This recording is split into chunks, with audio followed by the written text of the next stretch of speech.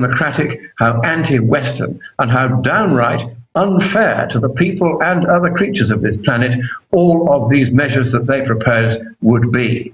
They have lost the plot, and I think the only thing we can do now, Alex, is to say that the UN and the UN Framework Convention on Climate Change must be closed down immediately, and all of the bureaucrats, over thousands and tens of thousands of bureaucrats, hundreds of thousands and probably millions by now, living off the world's taxpayers, must all be kicked out and told to go and get a proper job. Absolutely. In closing, though, how do you expect them now to regroup and counterstrike? You predicted them with all these new fear-mongering announcements. Now they've had all these other climate gates, countless ones, frauds, confirmation of the previous frauds. I mean, their credibility is shot. But as you've said, tens of billions has been invested by the insider robber barons to try to consolidate power through their communist handmaidens. And so they're not going to go away. How do you expect them to reinvent themselves? Alex, that's a very good question about how they're going to try to keep this process going now that it's died on its feet here at Durban. And I think what they will do is they will, first of all, as usual, declare a success. They're going to negotiate all through the night. It's the usual tired public relations game plan. They will emerge tomorrow morning with their ties around their ears, stubble on their cheeks, and a wan smile on their faces, saying we've done it. But all they will do this time is simply have what they did at Bali, which is another so-called roadmap, which is a way of kicking bureaucratic procedures into the long grass for a few years, from which I think this time it will never emerge again. But they have a backup plan, which is the Rio Earth Summit, which is the 20th anniversary of the 1992 Rio Earth Summit. And this time I think they're going to try and put forward a binding treaty on biodiversity, which sounds all terribly gooey and friendly. And in that treaty on biodiversity, they will craftily bundle all the climate stuff in the hope that nobody will notice. However, UN bureaucrats and little Hitlers and dictators, I will be there in Rio, and don't you dare try to keep me out by lies and cheating the next time round. I will be reading every draft of this proposed treaty, and if there is any of the nonsense in it that there was in the draft which was to be considered by people here at Durban, then I will be exposing it all across the world yet again. After the Rio summit in July, there is then yet another of these annual conferences of the parties to the Framework Convention on Climate Change, scheduled for Qatar in December of next year. And I don't think that very many people will be going to that at all. They'll be lucky to get 5,000 at that. And I think this process is now dying on its feet as the science collapses. The economics has never been there. The vast majority of economic opinion says it's much better to do nothing than to try to prevent global warming by taxing, trading, regulating, reducing, or replacing CO2.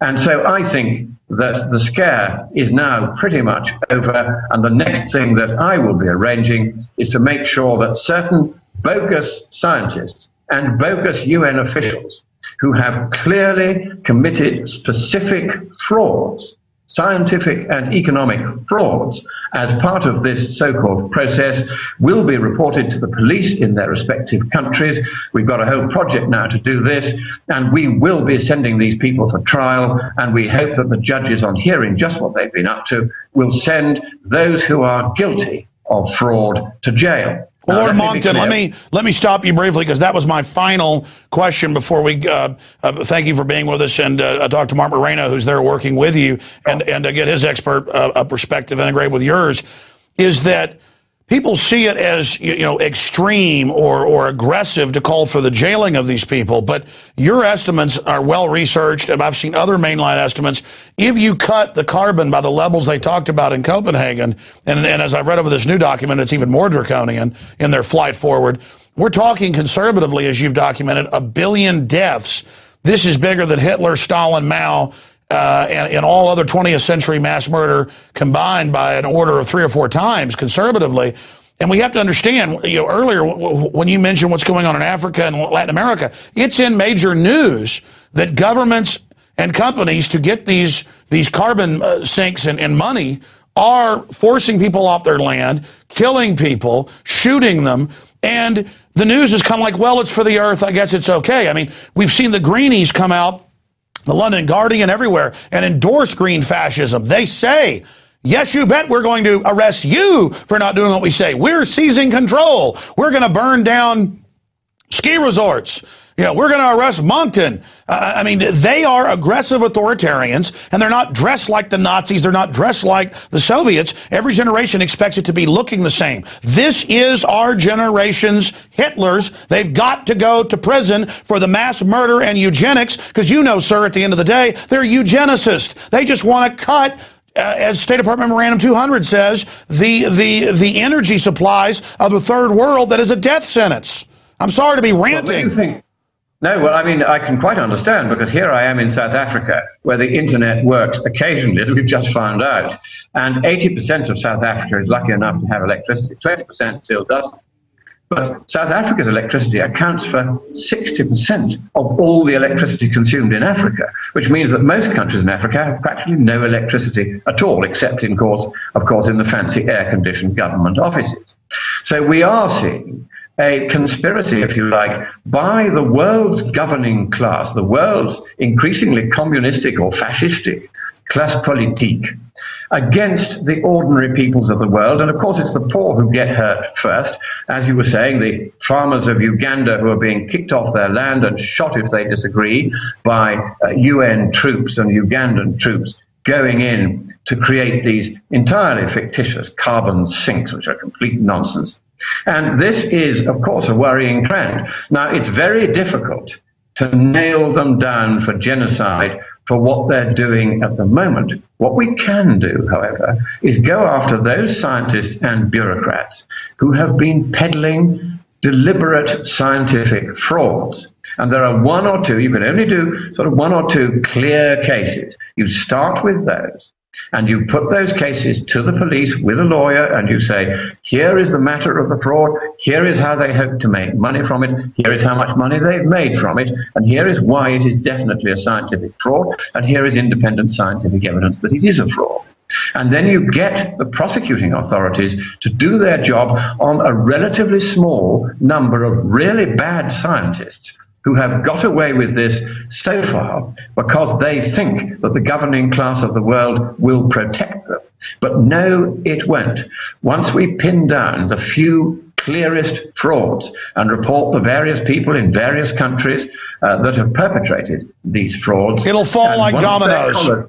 Once their collars start to be felt, just a couple of senior ones, they will immediately back off, and this entire process will collapse. And having seen the horror, and I mean the horror, and the genocidal destruction which this agreement that they're being asked to sign here would entail, then it is absolutely now necessary, for the sake of the life of humanity, that this process be stopped at once.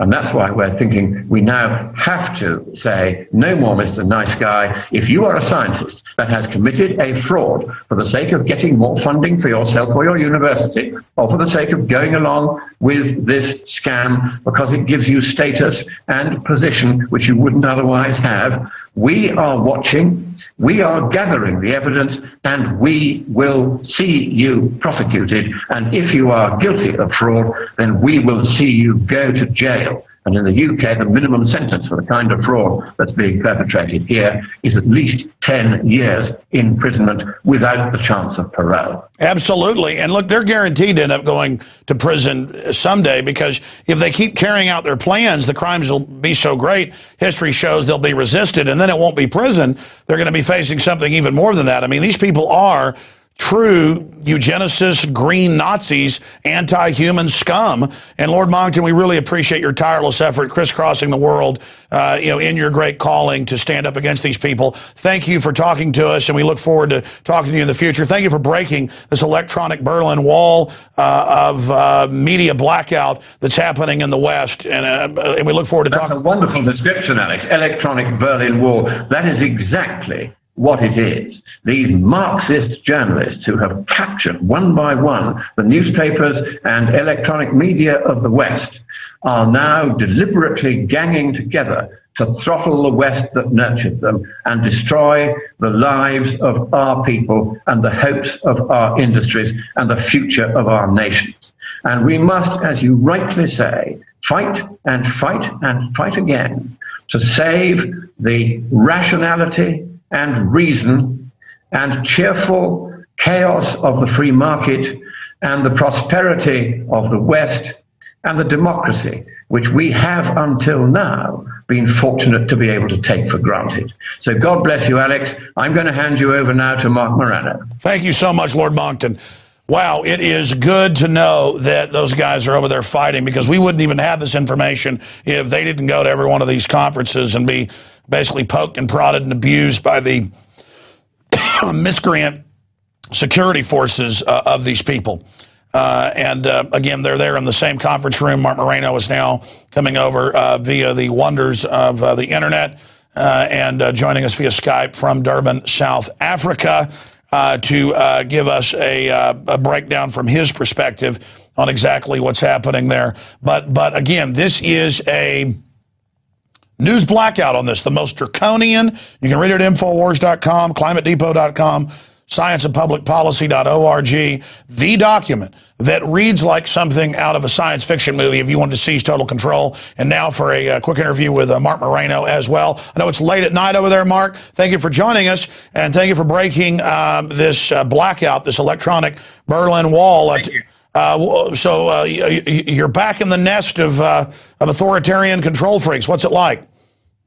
Well, as Maxwell Smart used to say, we're living in danger every minute. We're being blacked out, threatened by security, threatened to be thrown out, threatened violence, but we're loving every minute of it. This has been a situation where we go around in the media room, Lord Monckton and I, and almost to the mainstream media of the West is not interested. They look at us as though we're some kind of aliens. Our simple pitch is we're global warming skeptics that are at this conference, and we're here to condemn it. Would you like some balance in your reporting?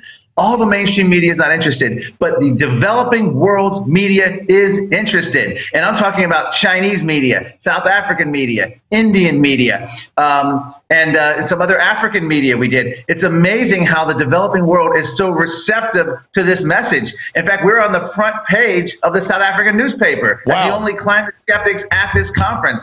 So they get it. But the other media, we had a press conference on Wednesday where I released the Climate Depot A to Z report. And I literally, from every letter of the alphabet, their claims not only are failing to materialize, the evidence is going the opposite direction. We were heckled by UK Guardian reporters. We were heckled by UN delegates. We were heckled by Greenpeace, who planted them in there. The UN made us start the press conference late, and they stopped us, cutting our time short. They did not want us there, but we persevered. We made our presentation, the 61-page report, to the United Nations, and I told reporters there that this is now the level of medieval witchcraft. Everywhere you look at the UN, it says more floods, more drought, more tornadoes, more hurricanes, and they all say we must act to stop this. They actually believe, like the Aztecs, that we can slaughter people and have acts of legislation to change the weather. The UN has reduced itself to medieval witchcraft at this point, where they're claiming they can control the weather. This is the most bizarre conference of all of them that I've attended. They've really morphed into we can control the weather now. It's not even really that much about global temperatures anymore. Well, yeah, they teach school children there shouldn't even be seasons now, and they cry whenever they see housing developments. I have family this has happened to. They say they're murdering the bunny rabbits. I mean, it's incredible brainwashing. Now, I was talking to Lord Monckton, obviously, a few minutes ago, who's there with you, and he was describing this as violent death throes. Do you concur with that analysis? And what's the overall spirit of these people? Yeah, I mean, I've been to pretty much every conference since the Earth Summit in 2002, and then they've always picked exotic locations, even Bali, Indonesia, and South America. And this is by far the conference with the least amount of energy, the least amount of interest, and a total of boredom has set in, because everyone knew going into this that there was going to be no world leaders here. President Obama didn't come. There were no Hollywood celebrities. Angelina Jolie, Leonardo DiCaprio, Harrison Ford, even Al Gore were all supposed to be here, and none of them showed up. And this is just, it's in the death throes. And I think what's happening now is a retooling of this entire environmental thrust. And the Rio conference, which I believe will be the end of May into June of 2012, is going to be a shift where climate is now going to be rolled into the largest